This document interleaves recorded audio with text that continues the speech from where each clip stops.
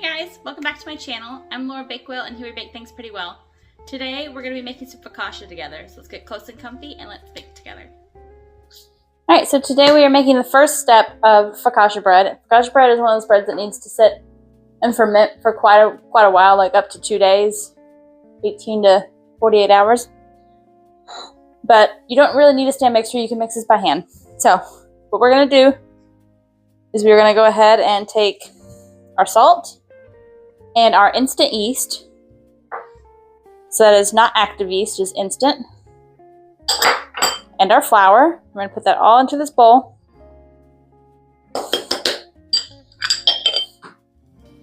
And you can whisk it with a whisk, but I'm just going to go ahead and use my hand and just move it all around there.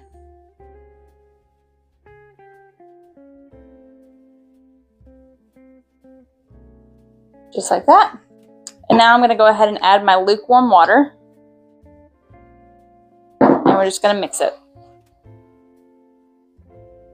And you're going to get a pretty sticky dough from this, but it'll be a sticky dough ball. It won't just be like loose dough. If your dough is a little bit too loose, just add a little bit of flour. I'll probably add like a 1/4 cup at a time just to make sure.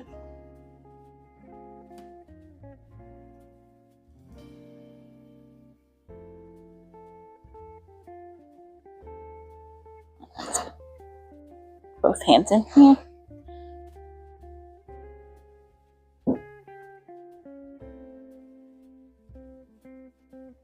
All that flour incorporated.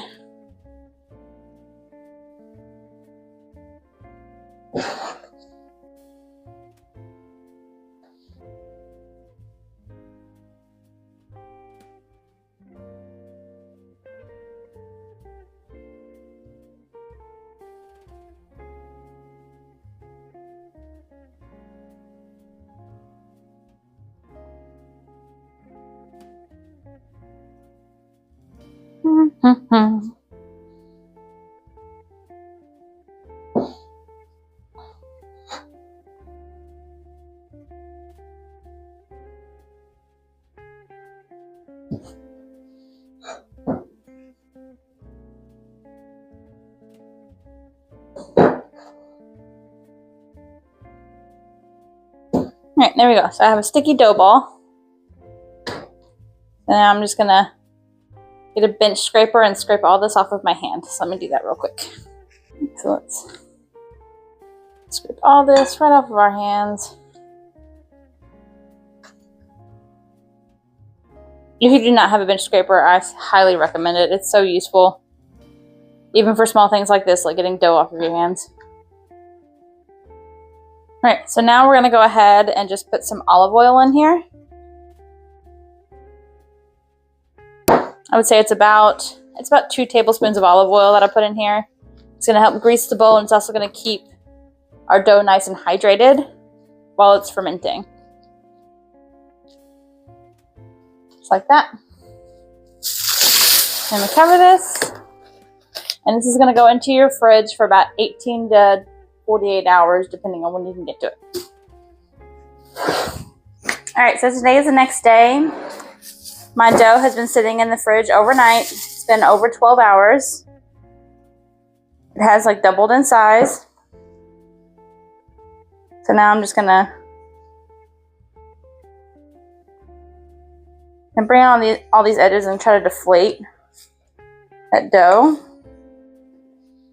And now you can throw this into a 9x13 pan if you wanted to make just one. I'm going to be making 2. So I have these 2 small circle pans. They're about 8 inches, 8-inch rounds. So what I'm going to do is I'm going to go ahead and cut this ball right in half. So I have about 2 equal portions of dough. And now you want about 1 tablespoon of olive oil inside your pans. If you do a little bit more, that's fine. Focaccia loves olive oil, so the more the merrier. Just don't go too hard. So there we go. Have that in there.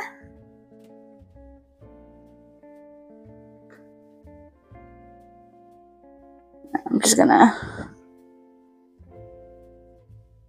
try to flatten it out as much as I can.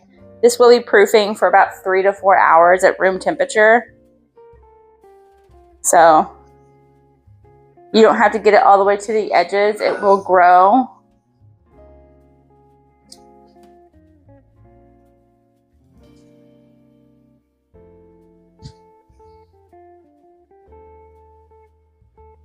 Just like that, and then I do like to drizzle just a little bit of olive oil around top just to help keep moisture. And you are going to leave these at room temperature for about 3 or 4 hours. You don't have to cover it. You can if you are worried about it. You don't have to. So 3 or 4 hours, we're going to let that sit. Alright, so our bread has been rising for about 3 hours now. Looks nice and poofy. So now I'm just going to take like a little bit of olive oil and put it on my hands. Just like that. Then with your hands, you're going to go in and you're going to make dimples. You don't want to do too many because then it'll make all of the bread deflate and then it'll be nice and flat, and you don't want that. Just a few dimples on there, just like that. And then you can top this with whatever topping you want. So I have 2 loaves here. So one of them I'm going to make just a sea salt focaccia, and the other one I'm going to put some green chilies and some cheddar cheese on it. Make kind of like a jalapeno cheddar thing going on. So let's go ahead and do one of these with just some, I just have some flaky sea salt. And I will put flaky sea salt on both of them. And then on this one, I'm just going to put some cheese on top.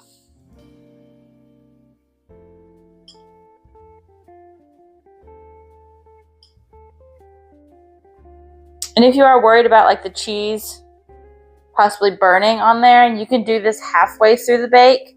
So let it bake for a little while, and then halfway through, go ahead and put the cheese on it. I know with mozzarella is really finicky, so you have to make sure that like you put it in halfway, or you could also top it with aluminum foil halfway through the bake. We got all of our cheese. I'm just going to put a little bit of green chilies on there.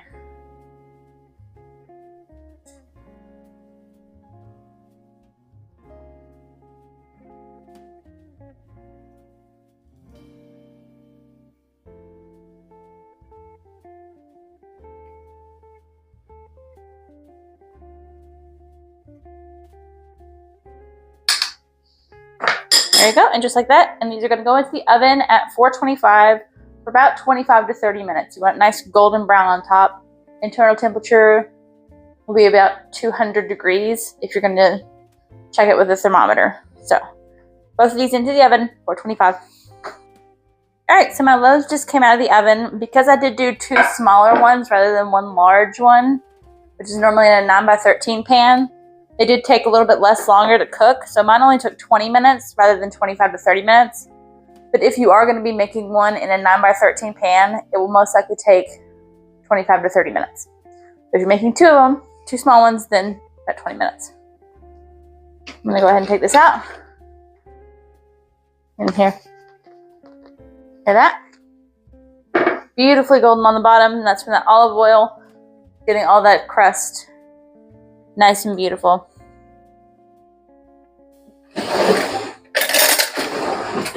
Some of this cheese did get stuck to the side a little bit, so I'm just going to take my knife and kind of help me get it out of here.